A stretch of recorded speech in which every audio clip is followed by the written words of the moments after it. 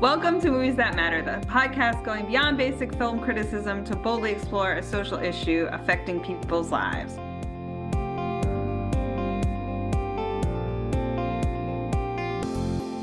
I'm Nicole, and with me today are Lexi. And I'm Garrett Schellenhammer. And we are overanalyzing Conclave this episode. Garrett, tell us about Conclave. Conclave is a movie where Cardinal Lawrence, Ralph Fiennes, is tasked with running the covert process after the unexpected death of the beloved Pope. Once the Catholic Church's most popular leaders have gathered around the world and are locked together in the Vatican halls, Lawrence uncovers a trail of deep secrets left in the dead Pope's wake, secrets which could shake the foundations of the Church forever. So this ended up being unexpectedly timely.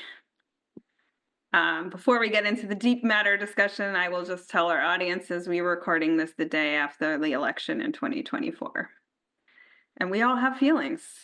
But so first off, I should say, we had hoped that Stacy, our resident Catholic host, would join us for this one. She was not able to make it. I am what I'm going to call Catholic adjacent. I am not Catholic.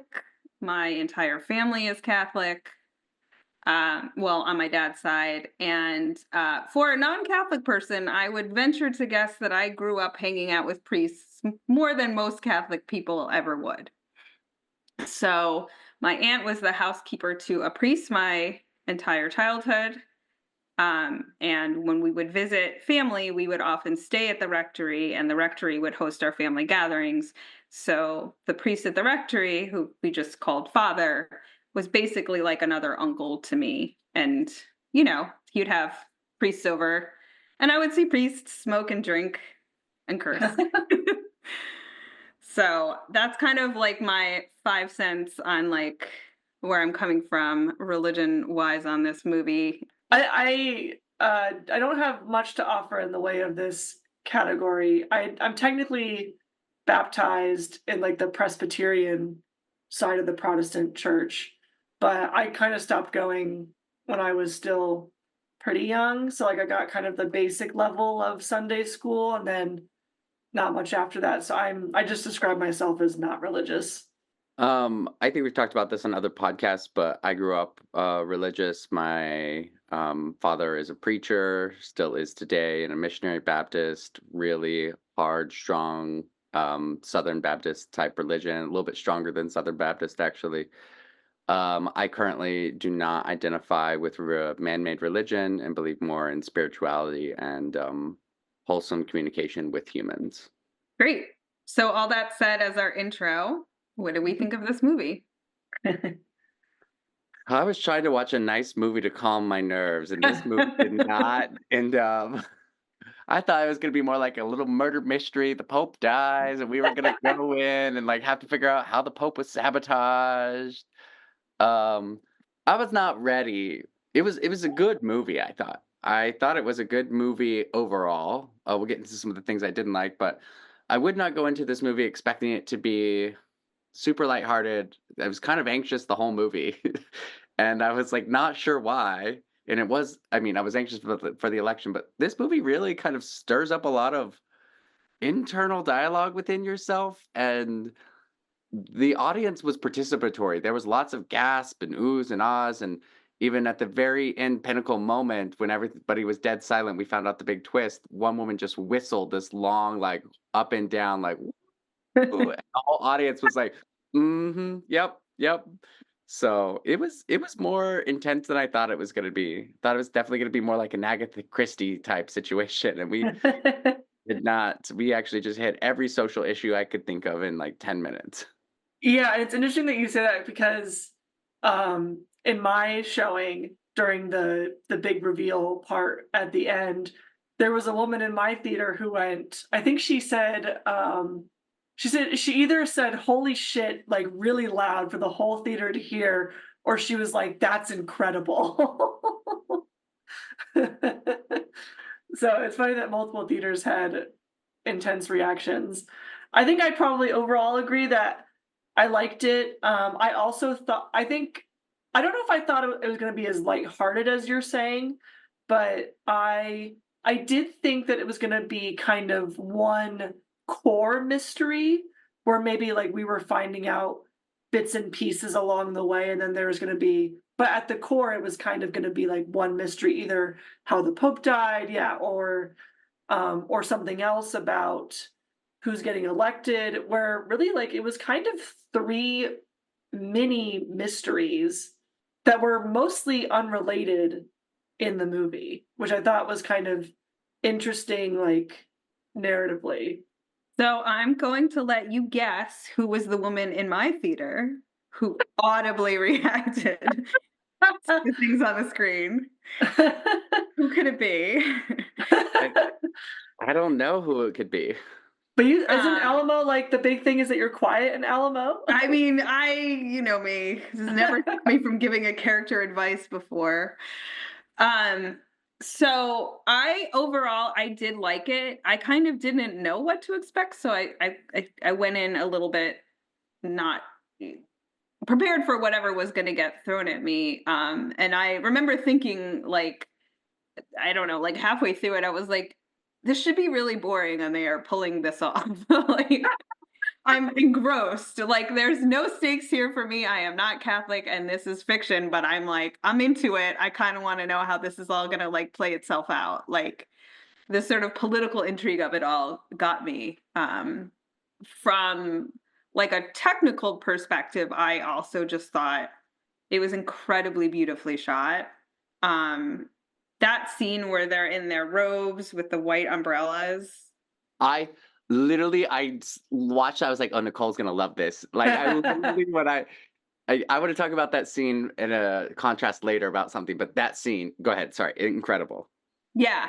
So, and there were just so many just beautifully shot moments in the film of, like, spoiler alert, like when the bomb goes off and you just have that shaft of sunlight coming Oh my in, god, yeah. painting. Like, there were just so many, like, you could just take a photograph still of that moment. And so the director's German. I hadn't seen a lot of his stuff, and I looked up the DP as well. But like, I just was like, it was so beautiful, and there was a lot of like really wide aperture, a lot of like, like subject and focus, blurry background, which I thought got maybe a little bit too much. This had a lot of like shots of people's like gnarled hands and, like their crow's feet. Like, age was like a gazillion themes in this movie. Like, age was one of them. And this one had like a lot of like kind of, but like loving shots of like an aged group of actors. And I actually think that was intentional as one of the themes, but, like, I think, like, the use of light in this movie really got me. The portrayal of light, and I again, when I come back to this later, but, like, I thought light was used so well in this movie. I hadn't seen a movie I thought was shot intentionally this well, and also played off I mean, a lot of natural light in these movies too, and used it to their advantage to put people into shadows and out of shadows that were naturally occurring, and I thought that was brilliant. Um, the theater, every time they shot something in the theater, I was just so ingrained because, like, everybody's half in a light, half out of a light, and it's kind of just reflecting this idea of, like, the cardinals struggling with their inner kind of turmoil of, like, being dark-sided and, light-sided at the same time. So I have to agree, it's probably one of the best things I've seen shot, and I will always brag on our, soundtracks, and I will always brag on the sound use and everything, but the sound editing was chilling to me at times, like, just, like, listening to just running water or just a flickering, cough in, like, 2 rooms over. I thought it was brilliant. There was a lot of breathing. It was a little bit too much breathing to me. Well, then for the music, like, they had a lot of kind of natural sounds, and then they had kind of that main note that, like, you hear in the trailer, and then you hear it, like, periodically throughout the movie, and, like, it's a lot of repeating of the same type of music, but every time they use it, you're like, "Oh my god, like, this is so cool, like, what's happening?" Or, like, "I'm enjoying this experience." I also love red's my favorite color, so I love seeing all the red across the movie. So that was a personal favorite of mine. Yeah, when the light well, this is also getting into, like, spoilers of I when the light came down during the bombing, and it, like, hits Lawrence, I was like, "Oh, is this, like, our foreshadowing that he's actually gonna become the next pope?" But then The we find out he anointed one, doesn't, yeah.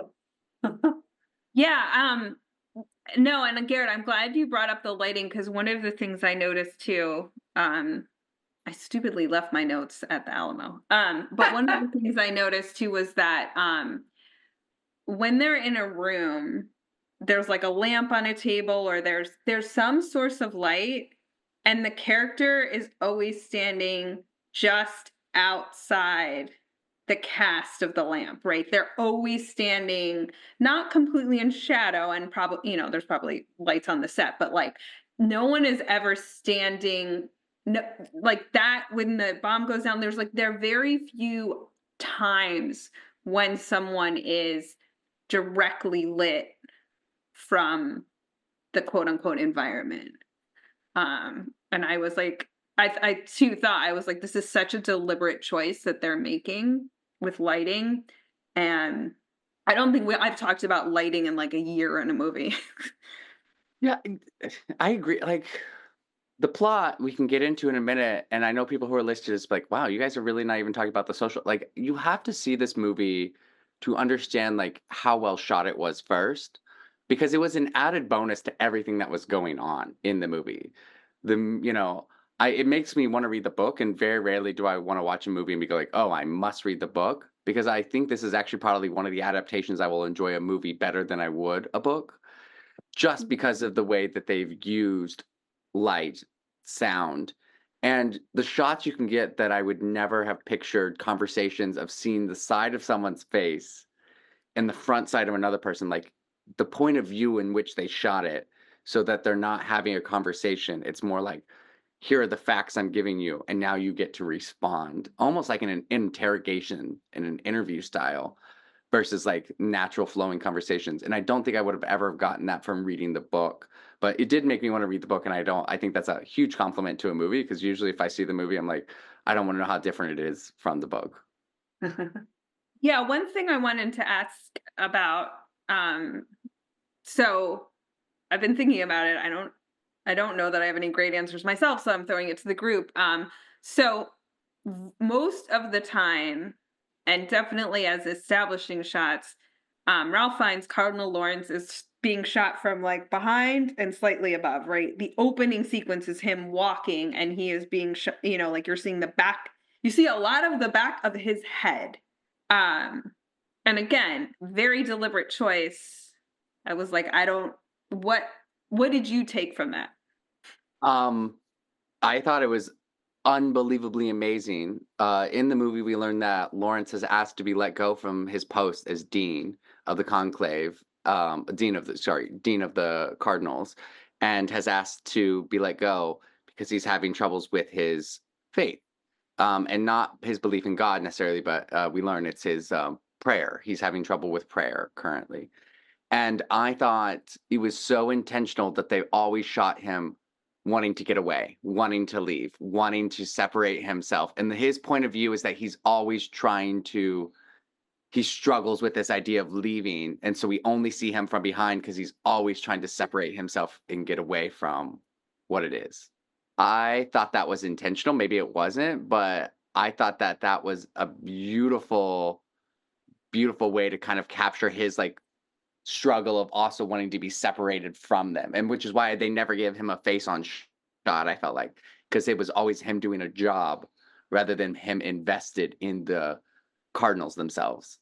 Yeah, I didn't think about it a ton, I'll admit, while I was watching, but I think kind of like what you're saying, it creates this, separation between you and him, and then also they're in this conclave where they're totally separated from the outside world. And I think also, not being in Catholicism at all, I think even I feel like a separation from that experience, and I'm kind of watching something like I didn't really know anything about this like process for choosing a new pope, so it's also kind of it adds to your like watching but being in it, but also not being in it because they're like doing their own thing and their own encapsulation. Yeah, so I took it, and again, I'm not saying I'm right or you're wrong, or it can't be both of us. This was just my thought about it was that so he says like, what is it?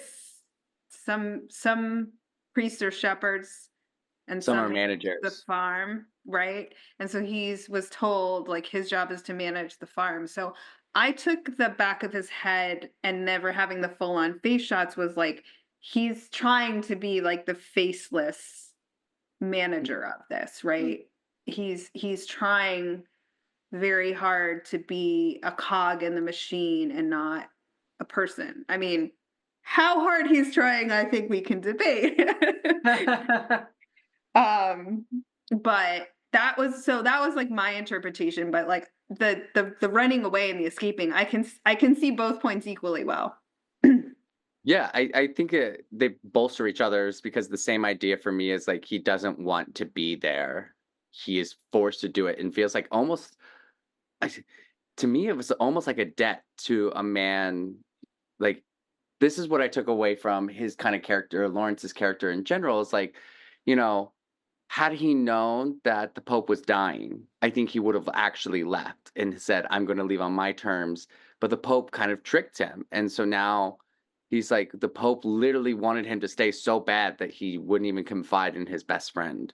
So it's I gotta say a lot for that Pope, but that Pope threw me for several loops and several rides. The entire movie, he played zero information in the whole movie other than being dead. And I was like, it was really a chess game. Remember that was my favorite line to realize later, when he said the Pope was always 8 moves ahead when he was playing chess. I always lose. The Pope is always, and all I see this whole movie now is this dead Pope playing a game, knowing that this is all going to come to light and this is going to happen, and like almost kind of wanting to set the church up for its greatest test, I feel like.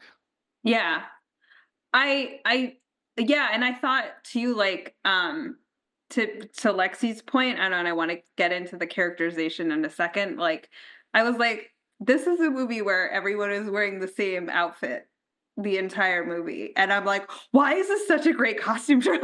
Like I'm like looking at everybody's slightly different cross, the like different like robes and garments that they have to wear at different times, and I'm the hats, the like I'm like, I don't I was like, this is so funny. And I'm sorry Stacey's in here to revel in this with me, but I was like, the costumes ended up being absolutely fascinating for somehow everyone essentially just wearing a uniform and more or less the same thing. Brilliantly done. And this actually like reminds me of like school uniforms, right? Like if everybody has to wear the same thing, you find ways to bedazzle your headpiece or your necklace, whatever. I thought the use of their crosses was actually iconic, because it told so much about their personalities before we saw it. And yeah, I don't know if you noticed, but in the movie, Cardinal Adiomi, if you notice, his cross actually changed after he like he had this like bigger, gaudier cross that was like, kind of shiny and everything. And it changed to a more simplified, purified, like wooden cross Mm. after he had given up his claim to want to be Pope. So I Wow. thought like small stuff like that really just throughout the movie, there was several instances where people changed in their attire, to fit the screen and fit the moment. Um, and even down to the costume of the glasses on the Pope's nightstand, were dusty and worn and hadn't been used in a while.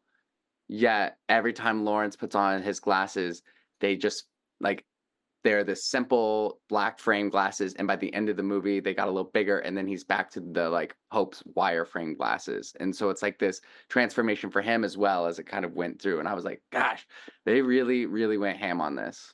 Yeah, and the sort of the like arc of the again, the like the more and more ceremonial dress until he's back in like simple black with the collar, like priest robes, right?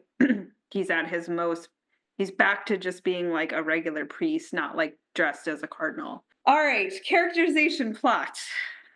Yeah, I mean, I told you, it kept me guessing, and it's been a while since I've not been able to, plots are pretty easy to figure out in most movies these days. I was shocked by the twist because I really thought in the end that Lawrence had actually been poisoning everybody to kind of like he had been setting himself up, that he was really kind of making all this up, and then he really wanted to be Pope, and he had actually set this in motion for you like months in advance, only to find out that he actually is a true good person and he kind of just felt duty bound to this. Um, I thought the plot was I thought they tried too hard to surprise us too many times. Um, but I was there for it the entire time. I never felt bored. I felt like it moved at a very quick pace. And some of the things that aren't even explained, like the bombs going off, like, I mean, we don't really know the motivation, who's behind it, or what's, going on other than kind of just like radical freedom. And so it's not always explained, which I think love is a lovely like interpretation because I had thought the bombs had been planned by one of the cardinals at one point. Like he Yeah, had me like too. set up to make it so that people would find that, the religious extremism is coming for the church. And so but it was never touched on as a plot point. So I was thoroughly impressed.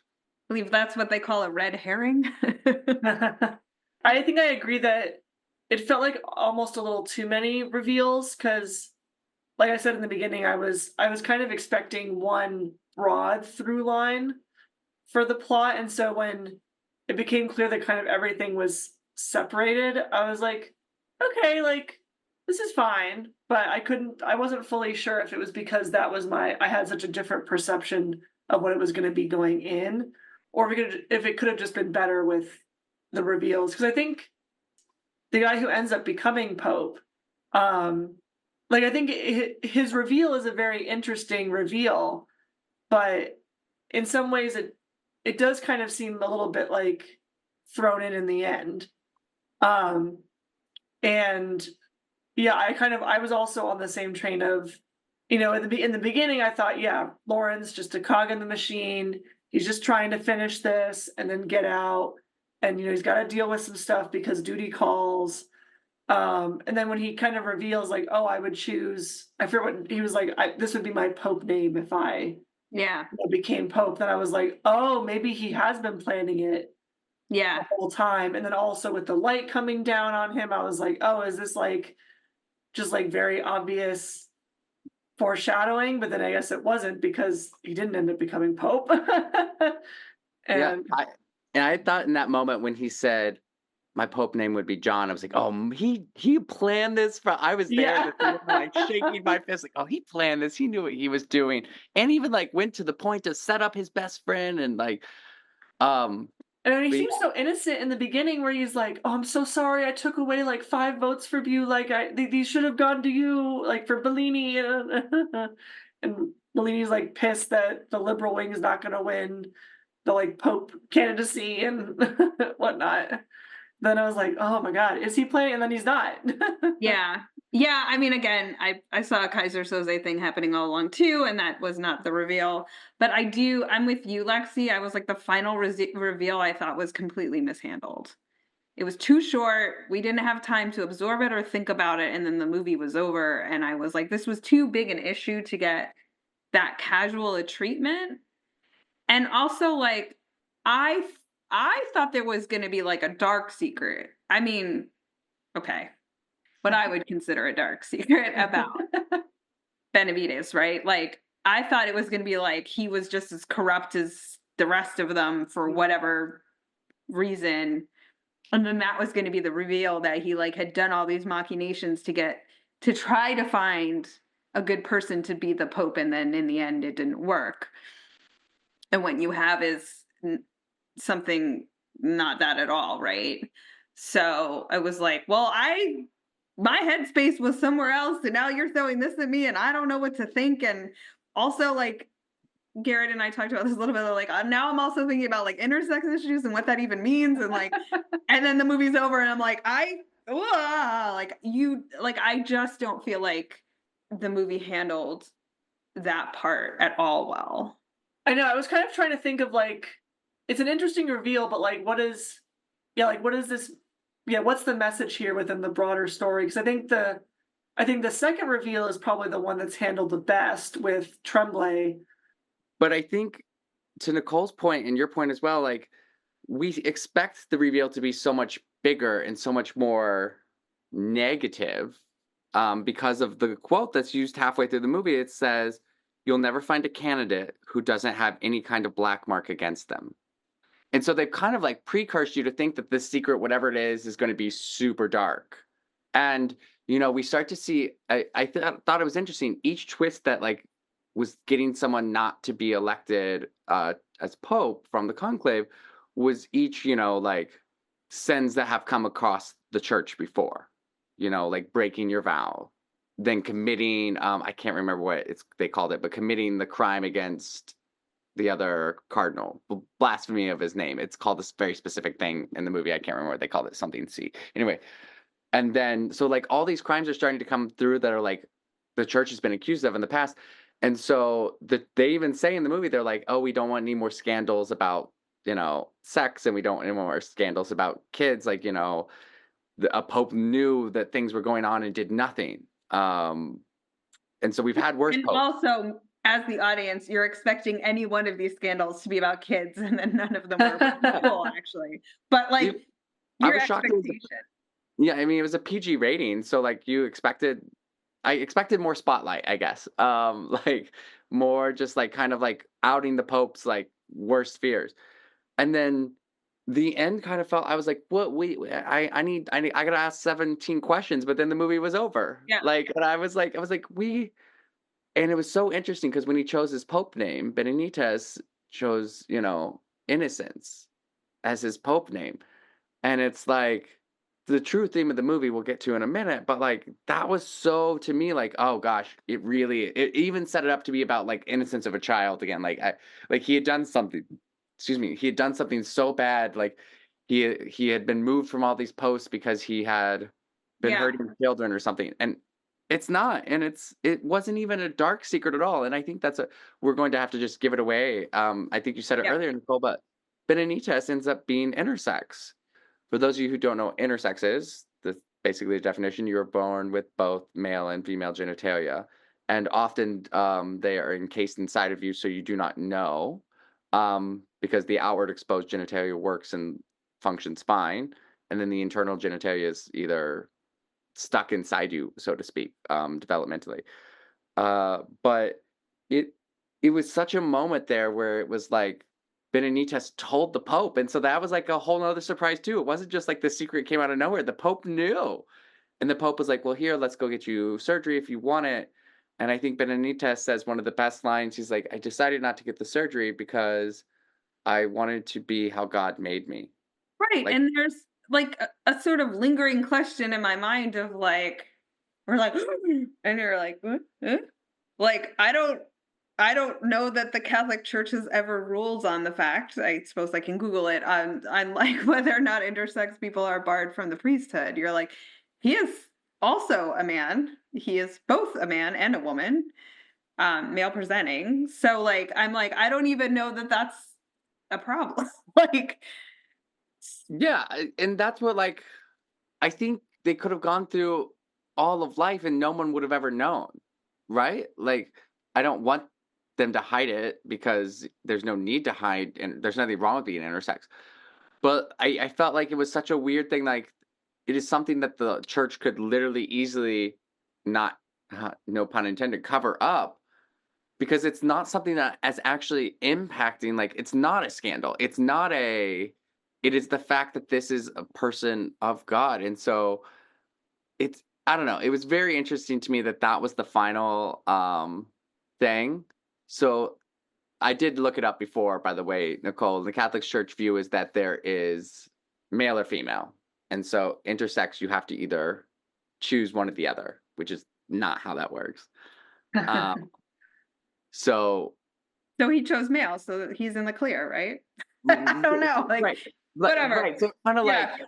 again, like, I don't know enough about the down Yeah. to the doctrines of the Catholic Church to know, like, I don't think that it is as big of an issue as the plot was revealed, and I was kinda like, we I was actually I thought in that moment when he wouldn't put on the robe, Benitez was actually trans identifying. That's what I thought too. Yeah. And not that it takes away from anything else, but like when he wouldn't put on the clothes, I was like, oh, he won't get undressed. There's Yeah. something, or he has terrible scarring all over his body from the priesthood, or like, they've beaten him into submission. He's this whatever.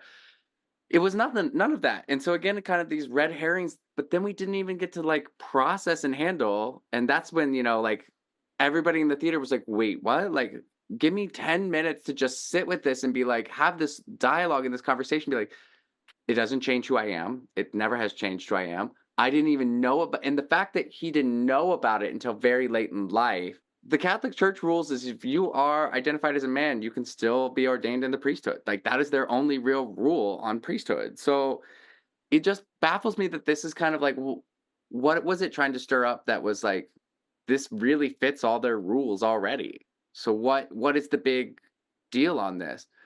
And the fact that he had not known till later in life, he was a self-identified cardinal. The Pope knew about it. The Pope was like, well, let's get you medically feeling better. Basically, is what I kind of took the Pope to say. Not necessarily let's strip away your identity because it's not their identity. His identity is Benitez as a male. So I've just kind of left with you, Nicole, lingering more. I'm like, what a wasted kind of opportunity to have made me have some real shock and awe. I think also, especially prior to that, his story is more about that he's like from Afghanistan, and like that's kind of shaped his like worldview, and that's why he makes like the big speech. And then we kind of go in this whole other direction with this possible trans, definitely intersex storyline. And obviously those things can be intersectional, but you're kind of like viewing it for one lens, and then we take kind of a right turn in a way.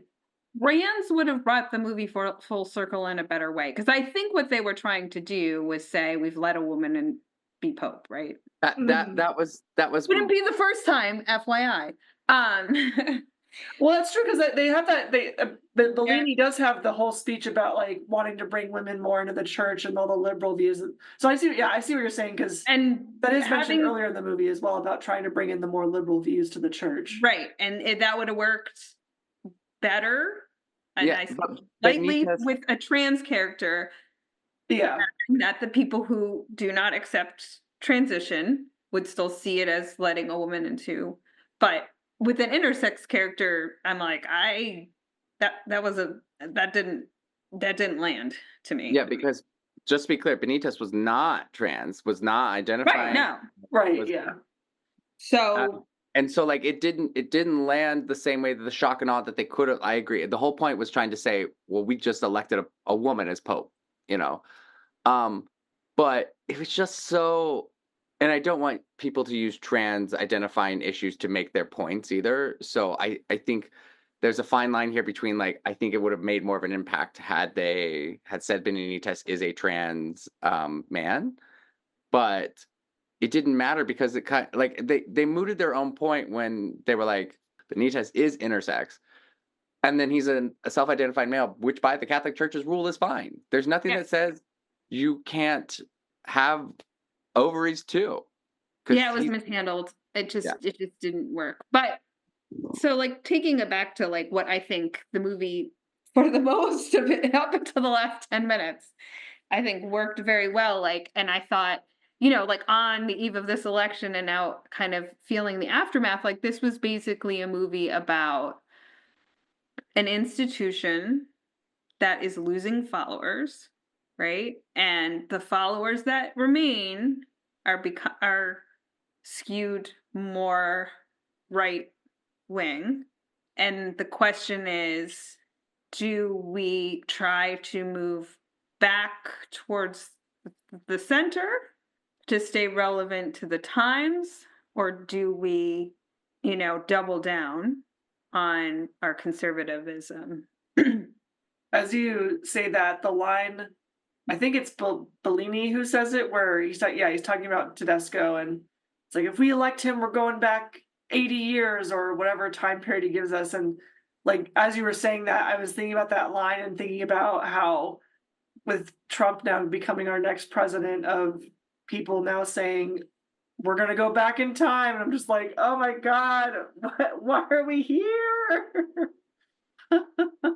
Well, and I think it resonates in several ways. I was not expecting this to be. I mean, we tried to do a movie that was probably not related to anything we were doing with the election, but here we are.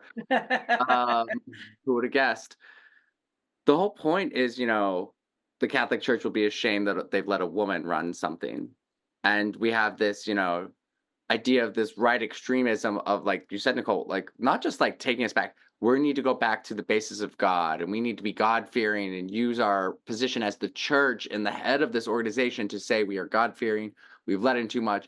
And then over here being like, we're so far past that. We've evolved. We're more liberal. And there's a line in the movie where, the liberal is arguing, Bellini is arguing with Lawrence, and he's like, "This is a war," and Lawrence like, "This is not a war." And Bellini's like, "Yes, it is, and yes, you have to pick a side, because this is literally people fighting for two alternate universe and realities right now. One wants to say corporal punishment needs to come back. We need to kick everybody out of the church who's not God made in an image that supports and does this. And the other one says we need to grow and evolve, and like you can't treat people like this anymore. You have to be able, we will not survive if we do not grow and evolve. And then the whole time, this whole point of this movie is men fighting over what's best for the rest of everyone else. And Old men, all mostly what? this is what I wanted to talk about when they showed I think they intentionally showed their age to show old men and very few people, men of color. And if they are men of color, they've been only affluent through endowment from other old white men. And so And now, they are the conservative ones. yes, and now they are part of this collective, this group.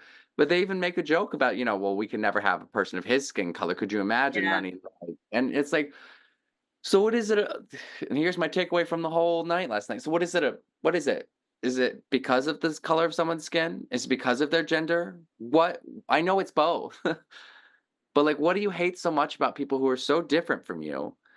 And the whole movie comes to this defining moment where women are the only things that matter in this movie and have settled and won. It takes a nun who is forbidden to speak in front of cardinals, uses the best line in the whole movie. She goes, "Although we sisters are supposed to be invisible, God has nevertheless given us eyes and ears." And basically outs one of the popes for trying to blackmail another pope. And to put it into perspective, all these old men in the dark fighting about who's going to rule the world, basically. And the very last shot of the movie, my favorite scene in this whole movie, Yeah. the shutter comes up from the window from being sequestered, and Lawrence is bathed in sunlight for the first time. And he opens the window, and there are three women nuns who walk out and are laughing. And it's the only time we've heard laughter in the movie. And it's like they're happy, they're joyous, they're going to be fine because they're the ones who are doing all the work to make sure that these men are comfortable, satiated, and happy to elect a new pope. But they're the ones doing all the work. They And also, like, not only are they 3 nuns, again, to me, the way their outfits were, they look like novitiates. So they're 3 young, not right, 3 about to be nuns, like 3 young women, not right, not the sea of old people, including Isabella Rossellini, who and nuns of color. Yeah, they me, were. by the way. It was that final shot just like encapsulated Mhm. everything the movie was about. Like, you think you're electing a man to do all this work and set us and tell us what we need to do, but we're here living and supporting you and doing all the best we can. And We're you what's don't, keeping this going, yeah, right? you don't care. You can't even recognize, you can't look over past your own nose. You're too busy fighting amongst yourselves about who's, got the least amount of send to vote to take care of us, when literally women have saved this entire movie and this conclave twice, three times, four times. Mm. Yeah, and I know, and I remember I also came out of thinking like this, like, well, this movie was. I'm sure they planned the November release for that reason. Like this movie really was about our argument of the current day, and it was. It's so interesting because like if I can take a step back, like obviously I'm on a specific side of this debate. But if I can take that step back, right?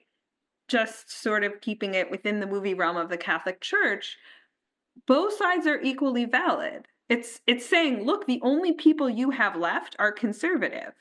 Are you just going to move the church away from the people who are still here? Or are you going to, like, there's a good argument to be made to play to your base, right? Preach to the choir, as it were, and not force changes on the people who are left who don't want them. I'm a bit confused by what do you mean that they're what are the both sides that you're talking about? So the Catholic Church is like all religions, right? Most Western countries are becoming more secularized. Mm, So the idea of Adeyemi and the fact that he was in the lead for so long, like that is the on the ground fact of the modern Catholic Church. The people who are left are mostly in Africa or South America, and they lean much more conservative. okay. So the everybody, not everybody, obviously, but most of the liberal faction have not stayed with the church. Okay. So their base, I mean, and you think of this like as a perfect analog to the Republican Party, their base is defecting, right? They've lost numbers, and the people who have stayed have just been the most conservative and the farthest right. Now, luckily for us, theoretically, we have another party, so we have another option. But the church is saying, like, if we pick a leader, like, who do we pick? Yeah, And I can't actually disagree with the fact of, like, play to your base. I see. Got it. Versus I'm in the camp of evolve or die. And I'm not saying it's right or wrong. Like I get what you're saying, Nicole. It's like, but I'm the this is this is probably why I don't believe in man-made religion anymore. I want to shake the tree from the root down. Like I want to shake the whole tree, uproot the tree, plant a new tree, do something. Because what they're so focused on having this idealistic like man run their organization that they miss the whole point that everyone else is doing a much better job without them. So I think where this breaks down and what the movie was trying to say and what you were trying to say earlier, Garrett, is that the Catholic Church is for all of its members. I How mean, does it should be best by its own definition, right? how do you best serve your entire community? Um and I'm actually reminded of something that was in one of Dan Savage's books, which was pretty funny. Dan Savage was raised Catholic and his mom was still Catholic, and he, for obvious reasons, left the Catholic Church. Sorry, if you don't know who Dan Savage is, he's quite famously a queer man who wrote a sex advice column for many, many years. And his mom was like, but if everybody who isn't an asshole leaves the Catholic Church, the only people left are going to be assholes. Uh, And it's like, yes, but like you said, the only way to keep the non-assholes, to just serve those people who are still there, is to see yourself as part of a broader constituency, which no man at the top seems to acknowledge. And in his homily, Lawrence says this. He says, the only thing that I'm truly afraid of is certainty. I want someone who sins. I want somebody who says, I need forgiveness. I want somebody who says, I've done something wrong and comes back. We know something that's known, but you've done this once before with the Pope where you elected somebody who did do good things, but you elected him because he was full of certainty. And now to make a decision twice, I can forgive you for once, but to do something twice that you've known and voted on that is actively out to hurt other people, don't veil it as the Catholic Church's religion anymore. Veil it as a need to hold on to power because you are a dying breed. And that just makes me sad for the church. Well, and in another parallel too, both perspectives are coming at this as, this is what the church is. This is how the church has always been. We can't change the church. And that is not true. the same as it's not true in America. We used to add amendments. We used to like add stuff to our constitution all the time, and then we stopped, and now we're, the right wing is like, no, we have this constitution and it's sacred and it can't be touched. And you're like, I mean, we added stuff to it. Like, it can't be touched. What are you talking about? And so, same with the Catholic Church, right? Like, it didn't used to be the case that priests had to take a vow of celibacy. That was a change. They used to be married. Like, things have changed. So then also acting like, oh no, like the Catholic Church as an institution is this fixed, ever, lasting institution is also like, it's ahistorical and it's not true.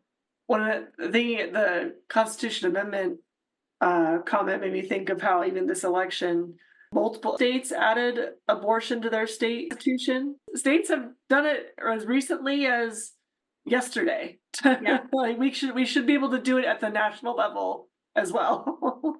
So this movie, while probably would not have been my first choice to watch on the eve of an election, um, really resonated with, like, this movie is a good movie. I think people should see it. It brings up a lot of questions about what you think is right and wrong, whether you think the best person for the job is the person who is the loudest, the strongest, the fundamentalist, the most liberal, the most conservative, whatever. The one who And I think pretends not to want it. yeah, the I don't want it, but please give it to me person.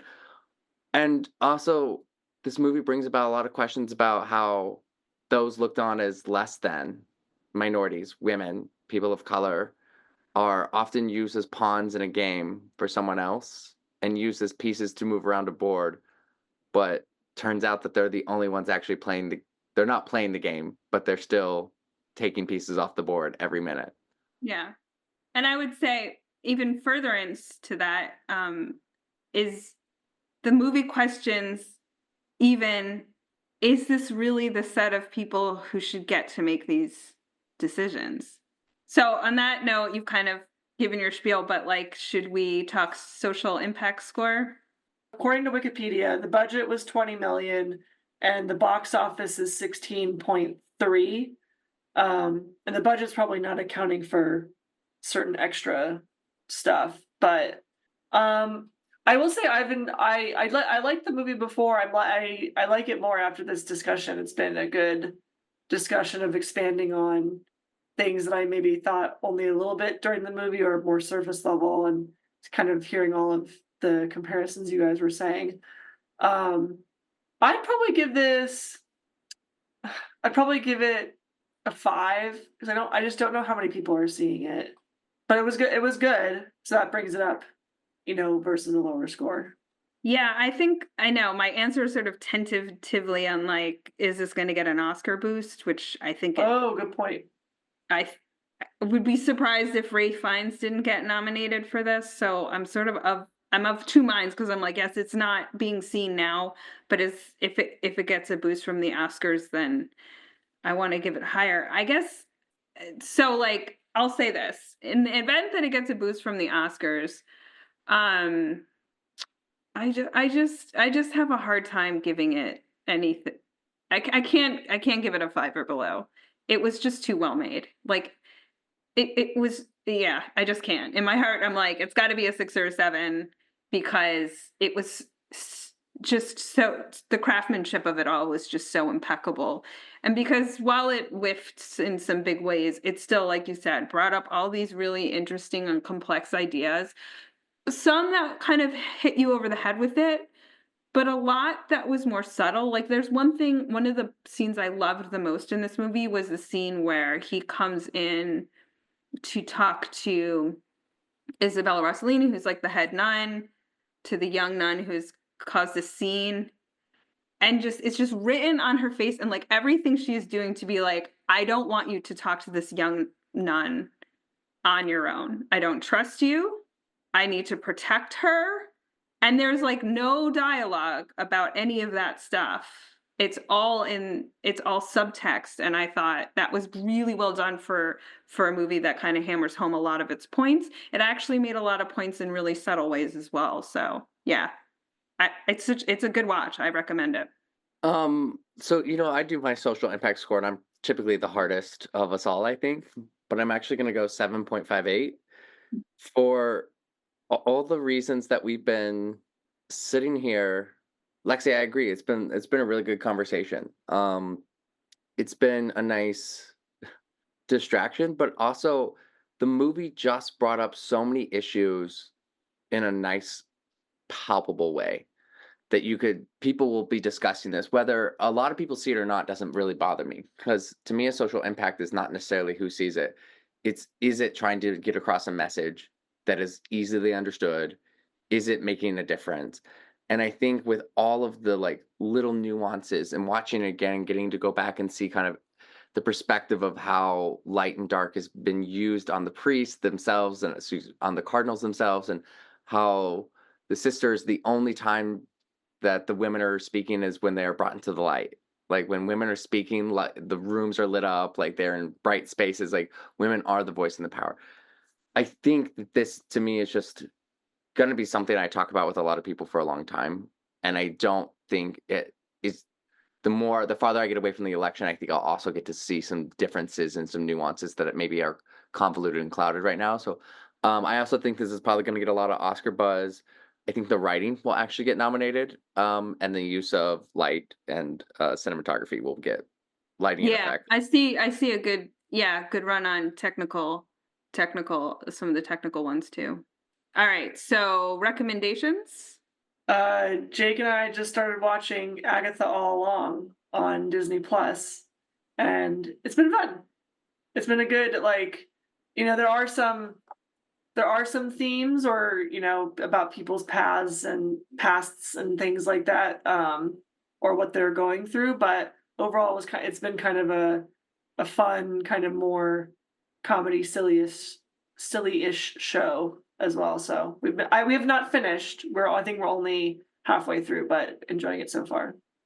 Um, you know, the Da Vinci Code is never a terrible place to go and start.